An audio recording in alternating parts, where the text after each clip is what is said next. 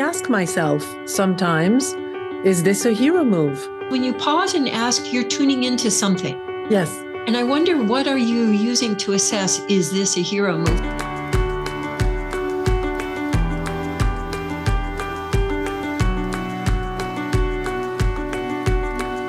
Hello, Katie. Hello, Sophie. Oh, it's so good to be with you. Yes, I look forward to this so much. I talk to you in my mind when we're not actually speaking. And I go, what would we I should talk to say? Sophie about this. And this would be a great thing for us to talk about. So I had one of those last night. I wanted to talk to you about generosity versus being a hero. I remember when I became aware of this hero concept, like jumping in and doing too much, that I remember my sense of, but I want to be generous. I'm a kind person, activated. So I wanted to kind of throw in at us like a little, what's the difference? Is it? That's that is really such an important, if not maybe the most important topic that we could talk about, because the impulse, the human impulse to be of service, the human impulse to connect and to share, comes up against what I really consider the hero, which is part of what's called the drama triangle that was first identified by Stephen Cartman, which is the hero, the villain, and the victim, is what I've named it. It used to be called the hero, the persecutor, and the rescuer, the persecutor, and the victim. So the victim has always stayed the same, the most popular role.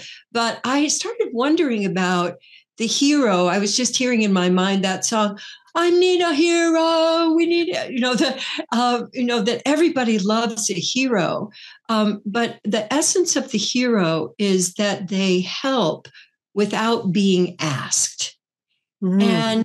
And that is just such a tough one, because when I'm wanting to be generous, there can be all kinds of assumptions that the other person picks up from that. Like, are you thinking I can't do this? Or like, I've got this. What are you, stepping in here and getting into my business for? Can be one of the things that happens, but that's just one of them. What were you thinking about? Well, so generosity to me has, I do put them, first of all, is it even a good idea to put them as is one taking over the other, or is being a hero a fake sense of generosity? Like, am I a hero when I kind of want to give, but it's really for myself to make me feel important? Look at me, I saved the day. Like, yes, I came in and they needed me. Yes.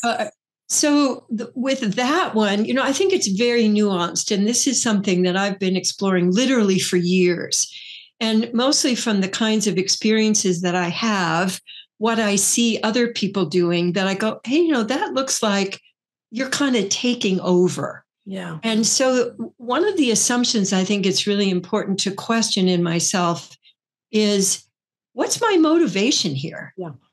Yeah. What am I up to here? Because I realized for myself, I'm embarrassed to say, but there was a little bit of kind of a super competent. I have to come in because I can see that you can't handle it. And, and I know how to do this. And it's very clear from looking at you that you don't know how to do this. But none of that is actually ever aired, when you're in the hero. And so the other person's, like, I don't want this, or their resentment, they can't really speak to it because there's no space for that, because you're being so generous. And why shouldn't they just say, oh, thank you. And, oh, aren't you a wonderful person? And so, I think that is one of the traps. It's funny, as you're talking, I'm letting it percolate. I don't know that I don't like incompetent people. So there's got to be something fair. Just to be forthright about it. Yeah. I don't. It's like when someone, and I don't like myself when I'm incompetent. I come from a culture where incompetence is not treated kindly. Like, there's no, oh, look at her, she's learning how to walk. There's none of that. It's like, what the heck is wrong with you that you don't already know how to run, So I'm going to like a lot of judgment. Yeah. That comes if you're not competent. Yes, exactly. And it's very much like, what am I contributing if I'm not competent? I think Oh, I think for me, I just got it. For me, it's I don't want to be an inconvenience. Like if I'm incompetent, I need your help. And Uh-huh. narcissistic mothers and all, it's not something that was celebrated. It was an inconvenience. Oh, that's such a good point that, another thing I have to do Yes. for you. And, because my mother operated in innuendos and tones. And so, even though she'd say thank you or, oh, that was sweet, there would always be this undertone of, judgment or, or a sense of, I couldn't ever quite do it right. Yeah. So I think part of what the hero does is to make up for a sense of I'm not enough, or what you were saying, I'm an inconvenience. So no, am I just being here? If I'm not doing things right all the time, I'm putting a pressure on other people. I'm an inconvenience to them. So that's really a great point. So there's a few things. Yeah. The hyper competence comes from I don't want to bother you. So even if I'm a child, I'm going to figure out how to fix my own meals, and I'm going to Yeah. be something that bothers you.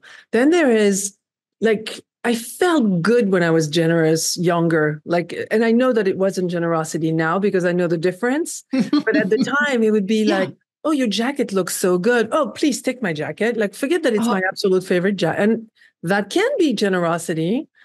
But I think for me, it was more often, oh, like me. Come on, like me. I'm a good person. Love uh-huh. me. See how wonderful Yes. I am. I just give you my favorite jacket. You should be loyal now to me. I think there was Uh-huh. a, So I have to give up myself yes. in some way in order to get that connection and having you love or connect or play with me. Yeah, that's really a great point that the motivation for generosity I first learned about. I was just having a big flashback of first seeing that with Gay, way back when we first met in 1980. And I realized that in every interaction he led with generosity. And it was like the hose was just open, so if he were with people, like he would, and it didn't really have to do with how much he had, as I discovered, because I thought, oh, this guy must be really wealthy. And he wasn't, but his sense is that I am. I have a flow of the universe coming through me, and you're welcome to it as much as me. And, I'm just a vehicle for that. And so he would give people his time, money, stuff. But it never seemed to diminish him in Hmm. any way or expand him, so he didn't get puffed up, nor did he get, diminished by that. And the whole idea of what is it to be generous, Hmm. for me, it comes from a sense of there's plenty.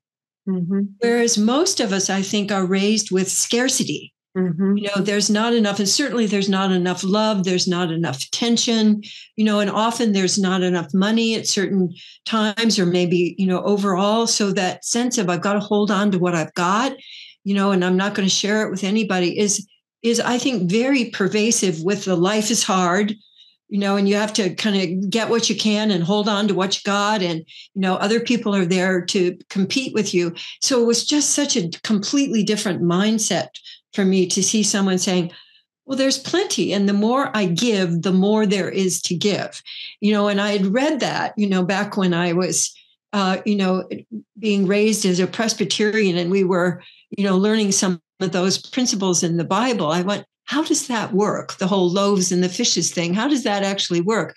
But I saw with Gay how that worked, because what would happen is that more money would arrive from other places, and, often from something he hadn't even planned on. So, even though when we first got together, we had like pretty much zero money, we operated from that sense of generosity. And for me, it brought up all kinds of fears of, I've got to, if I let go of that, where's the next one going to come from? But what it began to open up was that flow of creativity, of new ideas, of new connections that really replaced the holding on.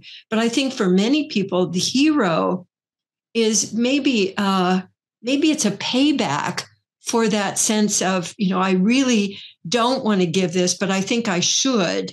And, so I'll give you, but then I'm going to expect something. That was the other thing that happened in my family with generosity. Always, it wasn't generous because it was always a price. Mm-hmm. The reciprocation, look what I've done for you lately. Mm-hmm. And Mm-hmm. you haven't even cleaned your room. And, and what about me? You haven't given anything to me. So I think we have, so much to unwind, about the difference between generosity and the hero. One thing I find is that if I'm curious about it, then I'm going to get life experiences, life situations that are going to help me to refine that. Like, is it really to be generous? And for me, part of it is that I'm letting go. I give something and I completely let go of it. Like it's a pair of earrings that someone has admired. Because for years, I used to be famous for this in training. Someone would come up and go, "Oh my God, those earrings." And I would actually check. So I wouldn't just go take them off and give them to them. I would actually check, is this for them? Because I've noticed, I don't know if this has happened to you, but sometimes I'll know, oh, I've been holding on to that until you came along. Yes. I was just a steward for you for those gloves or that ring or that. And it gives me such joy to go, oh, you're the person that this is for. Yes. And so I can completely let go of it, which is something I never would have experienced if I hadn't learned how to let the gift move. There was an article way back in the 70s in the Whole Earth catalog, that, Stuart Brand way back, which was called "The Gift Must Always Move." Mm. And it was such a profound article. The gist of it was that stuff needs to move so that all of our resources to be shared and to be given away, and that really we don't really own anything. And so that whole ethic became part of the experiment. And for me, also a way of seeing the difference between heroing and generosity. It's thank you. This is really beautiful. It reminds me being at a party at your house years, I want to say maybe 10, 12 years ago. And there was this absolutely gorgeous orange chair, which you may remember. I do remember. And an ottoman that went with it, a little yes. footstool. And as Gay was passing by, I said out loud, I was talking to the men in my life at the time, and I said, this chair is just so beautiful. And Gay said, oh, I think this is your chair. And I sat up and was blah, blah. And I remember actually very cutely. So I accepted, and we had this very sweet moment. He told me this beautiful story about how when he got it, it was this very comfortable, kind of voluminous, like it had, yes. For larger people, like he and I had experienced being. And so that chair had a way to like welcome a heavier body that he had loved, but he didn't feel like that anymore and was happy to pass it on. And I was so stunned and moved and, oh, am I going to fit it in the car? Like I'm already in that. Yeah. And you passed by and Gabe very lovingly said, oh, I just gave the chair to Sophie. I remember your face because you went from, oh, our chair. Okay. Yeah. And I could see that it was like you were happy to be passing it on, but there was a moment of like, okay, well, I kind of like that chair too, but happily. And then I saw the process of you. And of course, the chair is in my house and I cherish my chair and I love it so much. I've moved it 4 or 5 times in different houses, different places in the house. But I remember that moment of experiencing exactly that, of like, who gives you the chair in the middle of the living room so generously? Right. So, I had forgotten that when you did. I have the chair. If you're looking for the chair, I have the chair. Right. What didn't we have some other piece of furniture in here? What happened to that? Oh yes. God. The whole, that just taught me so much because I did have, such a scarcity of attention and love that wasn't conditional when I was growing up, that my stuff was really, I held on to it for a long time. But having those years of particularly watching Gay who is a master. See, I think the other thing here just came into my mind is letting go. Yeah. The art of letting go, and it's really the old Zen saying, you can't fill a full cup. You can't pour anything into a full cup. So emptying the cup, letting go, is really part of the art form. And I don't know how well known that is or how popular that is, today. That letting go. The art of that, Gay is so good at that. He can, when he starts to let go of something, he just can let go of it. Yeah. It doesn't matter what it is, that it's just not in his system anymore. And then what can appear is like the next thing, more creative ideas, more more joy in living rather than joy in holding on. Yeah. So I think it facilitates the flow. That's beautiful. And you know what's happening now that I think of this beautiful orange chair, which I love so much, I cannot sit on that chair without immediately having a surge of love for both of you. It's like it's the object. I mean, I love meaningful objects. I have to say, to someone who don't collect. If I collect, it's because when I look at it, but that chair, I cannot sit on it without activating the love even more, just the flow and the connection. And I see what you're also saying. I sense that he doesn't walk around missing the chair. Exactly. I mean, it's gone. It's gone for him. And he might even, if you said, "Oh, here's your chair," he'd go, Oh yeah, I remember. But he might even go, "No, that's not my chair," because it is literally not his chair anymore.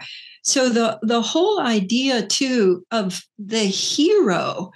See, the hero, I think I was just seeing an image in Scrooge of Marley's ghost who has these chains. So they're in the story of Marley's ghost held on to everything, was a miser, and so what that became in his death were chains around him and this big long a whole, like blocks long of chains of stuff, that he had never let go of. And the freedom of being able to let go, and you might say, I'm just hearing now, well, that's something that a privileged person would say.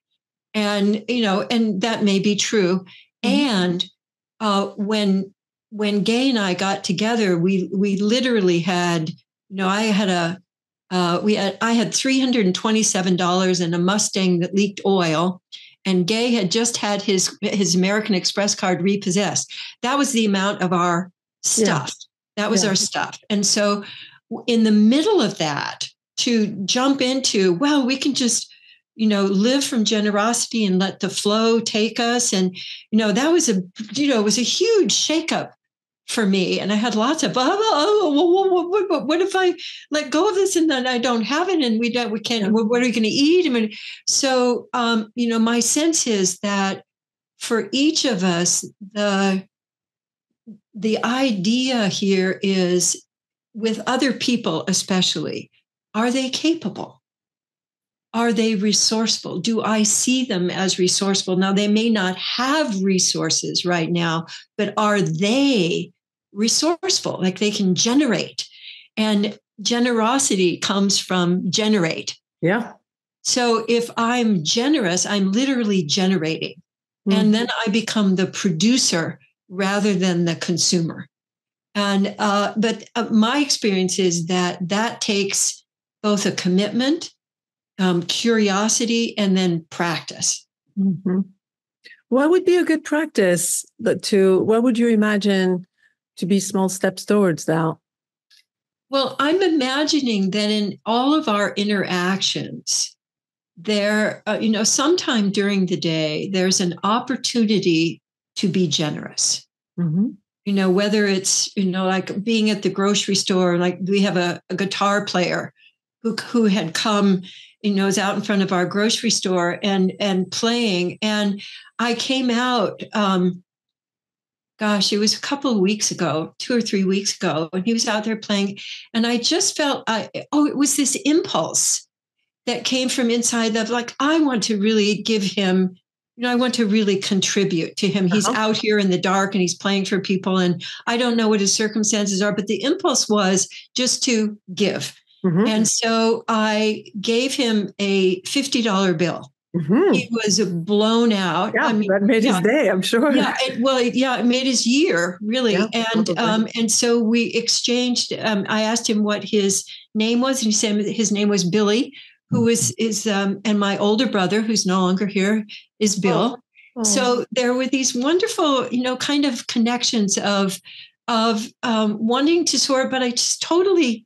Like it was, you do with it what you want to, but it came from this sense of I wanted to connect and I wanted to support he was generating music and creativity.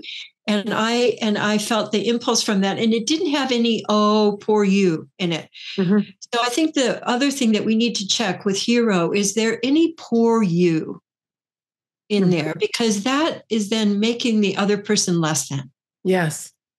So in that case, I might use my presence to help generate some creative ideas, like with that person. Instead of giving money, I might, generate, resources that are in the area.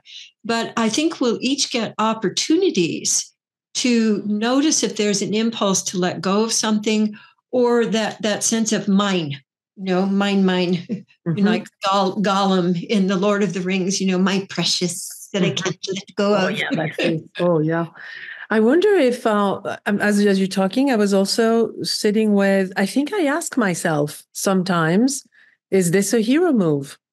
I find myself also with an impulse that looks generous.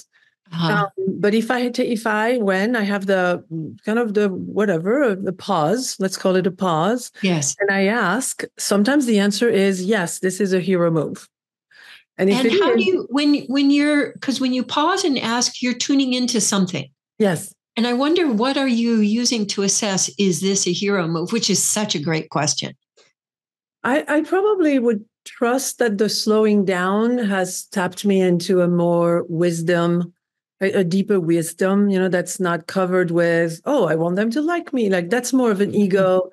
I want them to like me. I want them to remember me. I want, like all of those tend to travel at a faster speed for me. But if when I stop and slow the boat a little bit, I tap into something else, because sometimes the answer is no. Sometimes truly is the answer is like, no, this is not a hero move. This is just a generosity of share, or of a moment that's like you discussed, just this impulse that something. And often when I get the feedback afterwards that the ones that were not my hero moves, you'll never know how powerful that was, that you said that or did that, or I'll sounds get something that's full of oxygen. Yes, it ignited or it generated something in them. Yes. That could then bloom. Yes. Yeah, that's so beautiful. What I've been giving my attention to are my body signals that let me know that I'm going into hero. So how does one feel versus the other for you? Well, hero always feels just a little bit more like I'm a little bit puffed up. Mm-hmm. And it couldn't, it doesn't have to be much, but it's just a little pride, a little. Well, it could be pride. It could be, I can do this and you can't. Yeah. Or, but the body signal is, it's a couple of body signals. One is that I don't breathe. Mm-hmm. So, and I usually hold on the in-breath. So kind of, so I know that there's a little fear there. Mm-hmm. And I don't analyze the fear, but I know if there's fear attached to it, it's got to be the hero. Mm-hmm. But it's generally, I get bigger than them, or, in the higher than, lower than, I get a little higher. I get a little prideful. Yeah. I get a little bit more like I've just been watching The Crown, and I get a little bit more like, yeah, of course, this is my job to do, because I'm the monarch. Yeah. The other one, So how about when it is not hero? How does that feel then? When it's not hero, there's this sense of actually warmth. I Yeah. feel a flow of warmth, and I feel a flow. And there's an outward flow, and there's an expansion, not an elevation, but an expansion, like a fountain rising. Like, oh, of course. It's almost like a light rainstorm Oh, where yeah. it Mm-hmm. clears. I feel cleared and happy, but a kind of happiness of generating with somebody else. Mm-hmm. I'm providing because I have this, and it's here, and I'm not attached to it. But Mm-hmm. the body signal is all flow and expansion Mm-hmm. and really joy. Yeah. When I really tune into it, it's joy. Can go from happiness to joy. Yeah. Yeah. Yeah. Yeah. Yeah. So recently I was, I want to use the word caught, which is interesting because I was going to say I was Uh-huh. caught in, Yeah. where someone else attempted to hero me into they were moving, they needed someone to drive a truck, like an 18-wheeler. I was like, sure, let me help out. And they did ask, but I didn't want to do it. And Uh-huh. sometimes for me, the hero move is overcoming. It's not even putting it on them and they don't want it. It's taking it out of me and I don't want it. Yeah. That's Right. also kind of a hero move when I force Yes. myself to, because I don't want her to say that I'm not a good friend. Right. So yes, Right. of course I'll go drive an 18-wheeler. No, I'm not driving an 18-wheeler, even if it's across the street. No.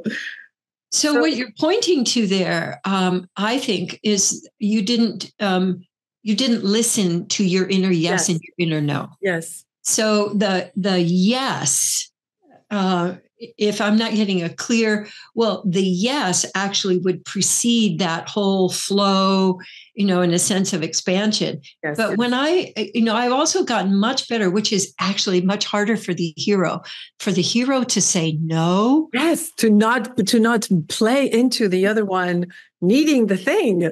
Yes. Yeah. Well, because almost always in any kind of a conflict or any kind of an interaction where something is missing or something has been wanting to happen, somebody's going to go victim, Yes. which is the poor me.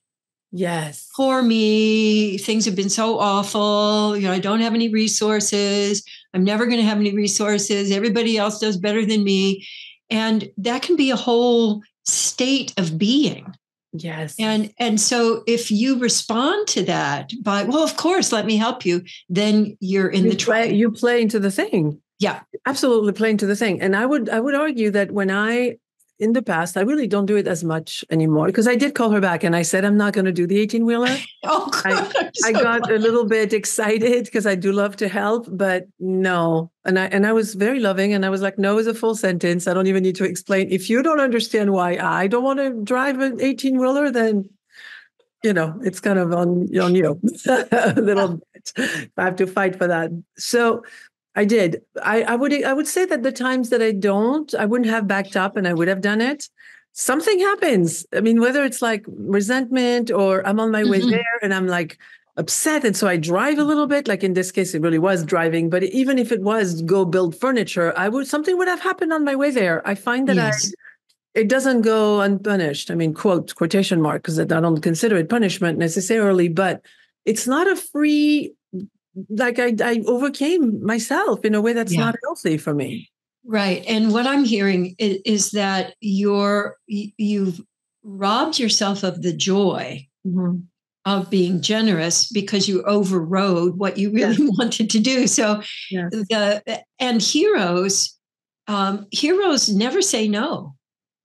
Like if you look at all of the movies where you have heroes, they're dragging themselves out of the yeah, debris and we still need you. You need to pull yeah, yourself together because the world is going to blow up and we need you.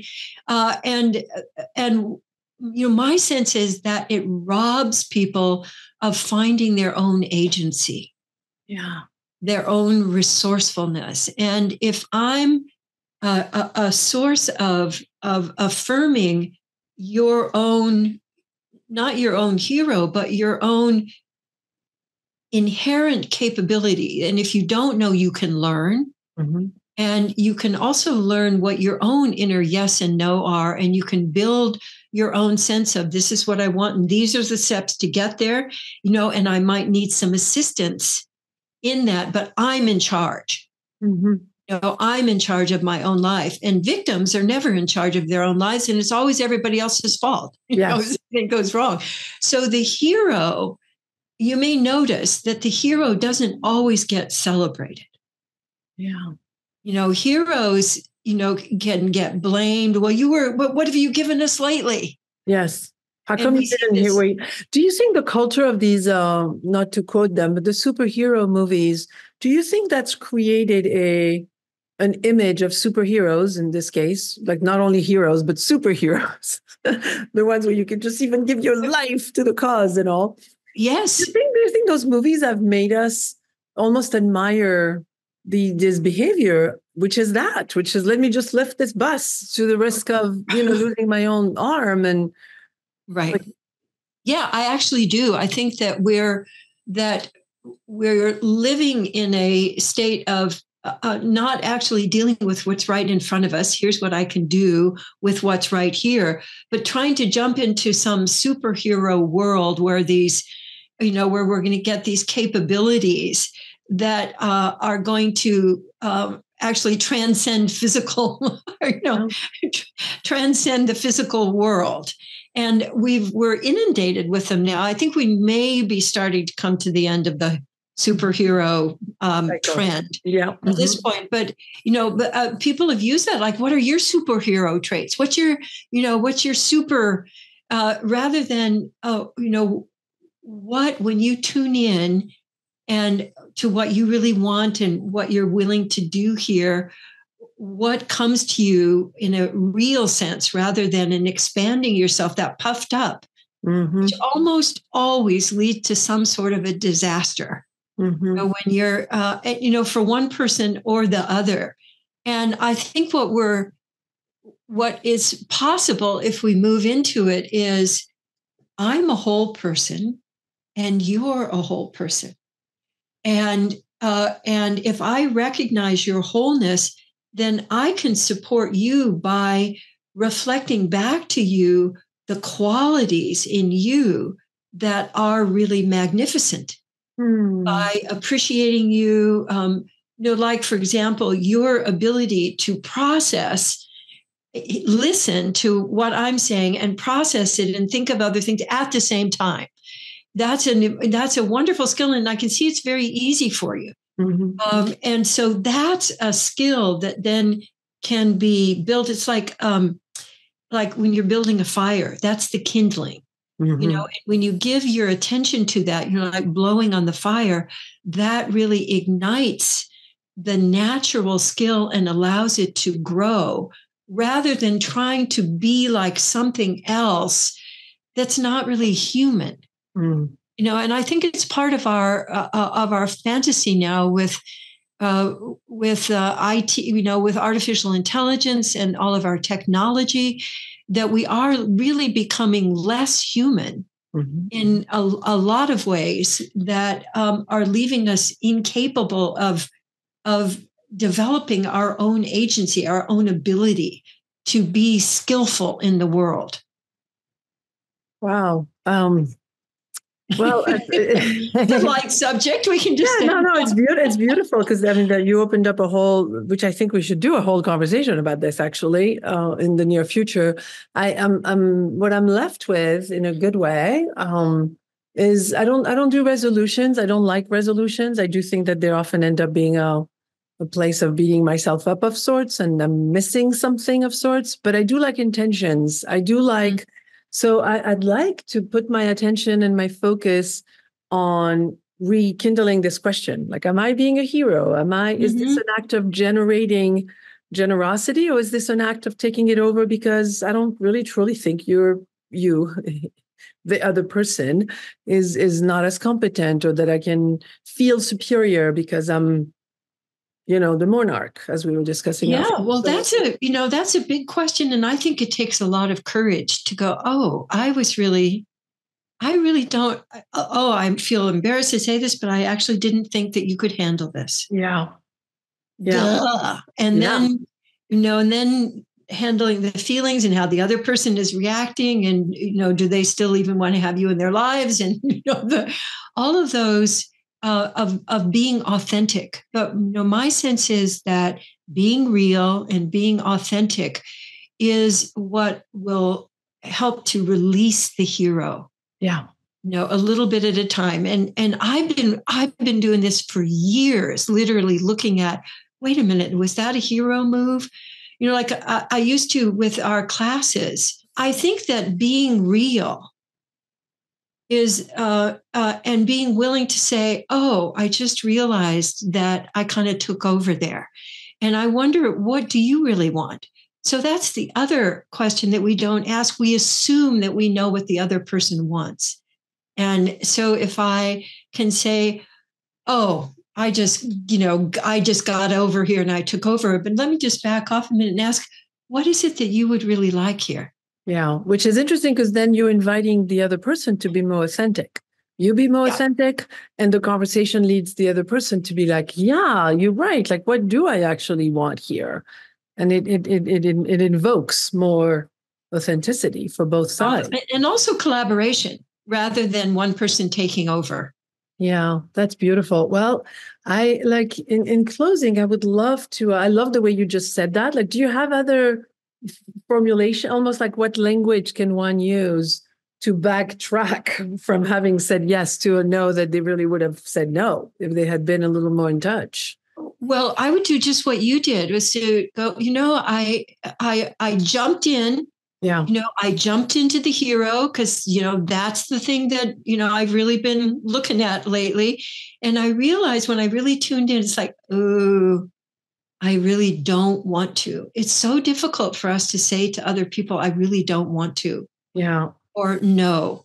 And then not have to explain and do the whole, to really let no be a complete sentence. So I do think there are other questions, and I would love to hear what other what our listeners and viewers are thinking are questions that they can ask themselves. Yeah. And we can keep playing with this, because I think the hero keeps the triangle going. It's a big topic. It's a dynamic that our culture has treated as, until I met you, I thought being a hero was a good thing.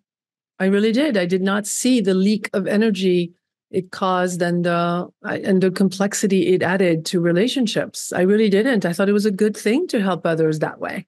Yeah, so I totally agree. And so I think it's a fascinating and it's an important subject. And so it's one that we can definitely return to. Let's play with more in 2024. My love, have a wonderful, wonderful rest of your day. This was delicious. Thank you again for a beautiful conversation, and I will see you very soon.